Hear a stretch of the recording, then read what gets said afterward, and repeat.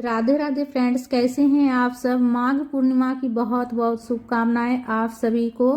माघ पूर्णिमा के जिस तरह से जैसे कार्तिक पूर्णिमा का महत्व होता है ना, उसी प्रकार से माघ पूर्णिमा की बहुत ज़्यादा महत्व होती है फ्रेंड्स। पूरे माघ महीने में गंगा स्नान, विष्णु भगवान जी की पूजन, तुलसी पूजन का बहुत ज़्यादा महत्व होता है और पूरे महीने का फल प्राप्त होता है पूर्णिमा के दिन। अगर आप पूर्णिमा के दिन पूजन करते हैं, व्रत करते हैं, तो पूरे माघ महीने का फल आपको प्राप्त होता है। तो आसपास में अगर गंगा नदी हो तो वहाँ जाकर आप स्नान कर सकते हैं, या फिर घर पर स्नान कीजिएगा तो आप जो है ना गंगा जल मिला लीजिएगा स्नान वाले जल में, उसके बाद स्नान कीजिएगा। और स्नान का भी बहुत ज़्यादा महत्व होता है, इसलिए कि माघ पूर्णिमा को स्नान दान का पूर्णिमा भी बोला जाता है। तो इस दिन दान पुण्य भी किया जाता है अपना श्रद्धा शक्ति के अनुसार। तो व्रत कैसे करेंगे, माघ पूर्णिमा का व्रत कैसे करेंगे, पूजन कैसे करेंगे, संपूर्ण जानकारी आज की वीडियो में आपको मिलने वाली है फ्रेंड्स। चंद्रमा की पूजा कैसे करेंगे और व्रत का संकल्प कब और कैसे लेंगे। तो देखिए, व्रत का संकल्प जैसे सुबह में स्नान कीजिएगा तो आप गंगा जल मिलाकर स्नान कीजिएगा जल में, और जो है ना सबसे पहले घर के मंदिर में पूजन कर लीजिएगा। और व्रत का संकल्प सुबह ही आप ले लीजिएगा स्नान कर कर। उसके बाद जब हम पूजन करते हैं तभी से हमारे शरीर पर व्रत का असर हो जाता है और हमारा व्रत शुरू हो जाता है। हिंदू धर्म में नियम है कि जैसे ही हम स्नान करते हैं, जो भी व्रत करते हैं हम, और स्नान करने के बाद जैसे ही हम पूजा शुरू करते हैं हमारे ऊपर व्रत का प्रभाव होना शुरू हो जाता है। तो इसलिए सुबह जल्दी उठिएगा और हो सके तो ब्रह्म मुहूर्त में उठ जाइएगा, और ब्रह्म मुहूर्त में उठकर स्नान कर कर और स्वच्छ वस्त्र धारण कर कर पूजन कर लीजिएगा। और ये पूजा जो आप व्रत कीजिएगा तो आप पूजा की चौकी लगाकर शाम में भी पूजन कर सकते हैं। तो पूजा की चौकी पर लाल पीले रंग का कपड़ा बिछा लीजिएगा, आसन दे दीजिएगा। लक्ष्मी नारायण जी के जिस भी रूप की आपके पास फोटो हो या फिर प्रतिमा हो, विराजित करके पूजन कीजिएगा। गणेश जी को विराजित कर लीजिएगा। कलश स्थापन के लिए कलश ले लीजिएगा, उसमें कलावा बांध दीजिएगा स्वच्छ जल गंगा जल मिलाकर। उसमें 5 चीज़ें डाल दीजिएगा, गांठ वाली हल्दी, सुपारी, सिक्का, पुष्प, अक्षत। गांठ वाली हल्दी नहीं हो तो हल्दी पाउडर भी डाल सकते हैं। कलश में स्वास्तिक बना लीजिएगा रोली चंदन से, लाल वाली रोली चंदन से। और कलश स्थापन के लिए अष्टदल कमल बना लीजिएगा चावल से, और कलश में सब चीज़ कर कर कलश को विराजित कर देंगे अष्टदल कमल के ऊपर। तो देखिए, ये पूजा जो है ना, आप व्रत अगर कीजिएगा तो आप शाम में भी पूजन कर सकते हैं, गोधूनी बेला में। ठीक है, पूर्णिमा की जो पूजा होती है ना विशेष रूप से शाम में की जाती है, गोधूनी बेला में। जब शाम में गौ माता जब लौट कर आती है ना, जैसे बाहर चरने के लिए जाती है और जब लौट कर आती है तो उसी को बोला जाता है गोधूनी बेला। ठीक है, तो उस टाइम आप अपना पूजा की चौकी लगाकर स्वच्छ वस्त्र धारण करके पूजा कीजिएगा। कलश में आम के पत्ते लगा लिए हैं रोली चंदन से तिलक कर कर, और कलश के ऊपर पूर्ण पात्र रखे हम चावल से भरकर, और पूजा के पास कथा की पुस्तक भी रख लेंगे पढ़ने के लिए। और दीप कलश की स्थापना कर रहे हैं, आप चाहे तो श्री कलश की भी स्थापना कर सकते हैं। दीपक के जगह पर आप नारियल में कपड़ा या फिर जो है ना कलावा लपेट कर रख दीजिएगा तो आपका श्री कलश की स्थापना हो जाएगा। या फिर सरल विधि से आप दीप कलश की स्थापना कर सकते हैं। तो पूर्णिमा की पूजा में और माघ पूर्णिमा और कार्तिक पूर्णिमा का बहुत ज़्यादा महत्व होता है फ्रेंड्स। तो कलश स्थापन कर लीजिएगा, दीप कलश की स्थापना कर लीजिएगा, और उसके बाद स्वच्छ जल में गंगा जल मिलाकर जल के छींटे देकर भाव स्नान करा लेंगे गणेश जी को और विष्णु भगवान जी को, लक्ष्मी माता को। वस्त्र के स्वरूप में कलावा समर्पित करेंगे हम गणेश जी को।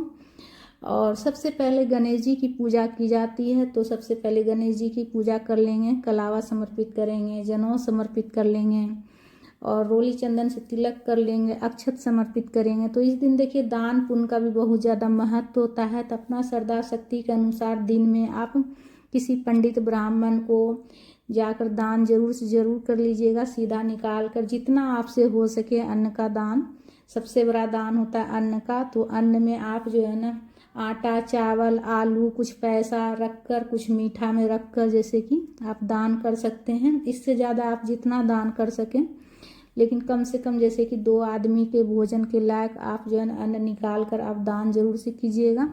विष्णु भगवान जी को भी वस्त्र के स्वरूप में कलावा समर्पित कर लेंगे। आप अगर वस्त्र समर्पित करना चाहे तो वस्त्र समर्पित कर सकते हैं, या फिर सरल विधि से आप कलावा समर्पित कर लीजिएगा और जनेऊ समर्पित कर लेंगे। जो भी फूल हो फूल माला चढ़ा लीजिएगा और उसके बाद लक्ष्मी माता को हम सिंदूर लगा लेंगे।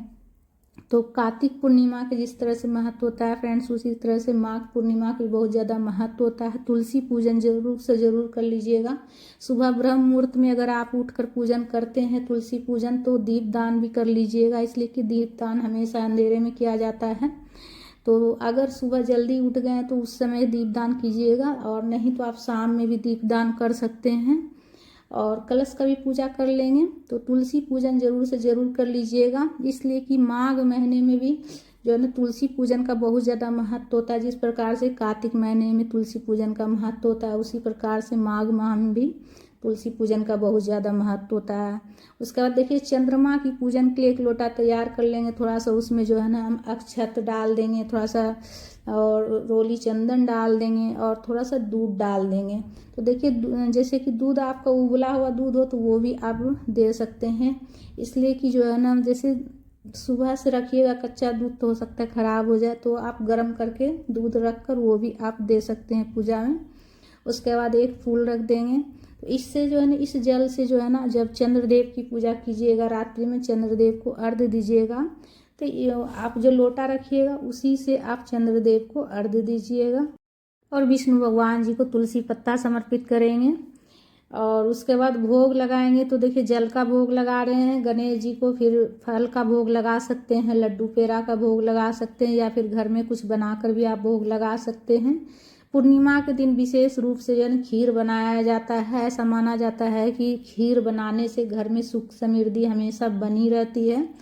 तो खीर बनाकर आप पूजा में चढ़ा सकते हैं। इसके अलावा आप जो है ना आटा का पंजीरी भी बनाकर चढ़ा सकते हैं, पंचामृत बनाकर चढ़ा सकते हैं पूजा में। पंचामृत में दूध, दही, शहद, शक्कर, घी, ये पांचों चीज़ मिलाकर और उसमें कुछ ड्राई फ्रूट मिलाकर और पंचामृत तैयार किया जाता है। तो पंचामृत भी तैयार करके आप जो है ना पूजा में चढ़ा सकते हैं।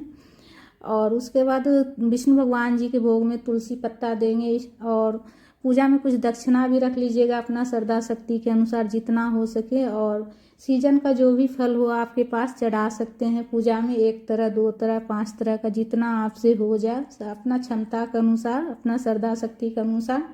धूप प्रज्वलित करके धूप भी दिखा लेंगे। और यह पूजा देखिए आप व्रत करते हैं तो भी आप जो है ना मतलब व्रत नहीं भी करते हैं तो भी आप कर सकते हैं। और व्रत अगर कीजिएगा तो देखिए शाम में पूजन कर लीजिएगा, सुबह घर के मंदिर में आप व्रत का संकल्प ले लीजिएगा और पूजा की चौकी लगाकर शाम में कर लीजिएगा। पूर्णिमा की व्रत का पूजा जो होता है, जो जैसे हम व्रत करते हैं तो शाम में गोधूनी बेला में ही पूजा किया जाता है विशेष रूप से।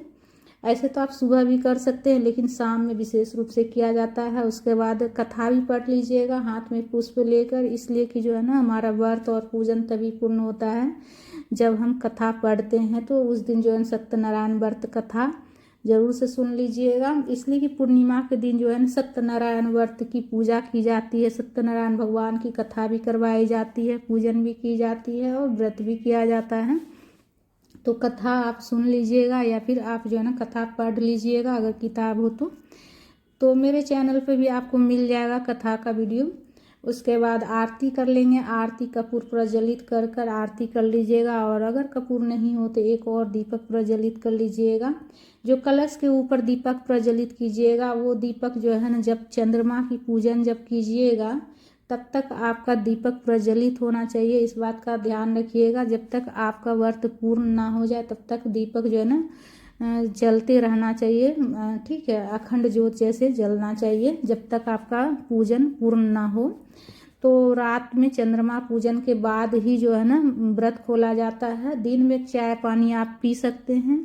चंद्रदेव की पूजन करने के बाद जो प्रसाद चढ़ाइएगा सबसे पहले वही प्रसाद ग्रहण करिएगा। उसके बाद देखिए इस व्रत में मीठा खाया जाता है, तो जैसे खीर पूड़ी वगैरह आप खा सकते हैं। और पूर्णिमा की व्रत में नमक नहीं खाया जाता है। एक टाइम रात्रि में चंद्रदेव की पूजन करने के बाद अर्घ्य देने के बाद ही जो है ना अन्न ग्रहण किया जाता है, मीठा खाया जाता है इस व्रत में। और अगर आप व्रत नहीं भी करते हैं तो भी आप पूजन कर सकते हैं फ्रेंड्स। राधे राधे। और पूजा की चौकी देखिए आप अगले दिन उठाइएगा, ठीक है। उस दिन जो है ना पूजा की चौकी नहीं उठाइएगा। और पूजा में जो दक्षिणा चढ़ाइएगा वो किसी पंडित ब्राह्मण को आप दान कर दीजिएगा, ठीक है। और पूजा का जितना फूल वगैरह रहेगा सब विसर्जन कर लीजिएगा। प्रसाद रात में ही उठा लीजिएगा और पूरा परिवार ग्रहण कीजिएगा। और कुछ भी मन में हो तो पूछ लीजिएगा कमेंट करके।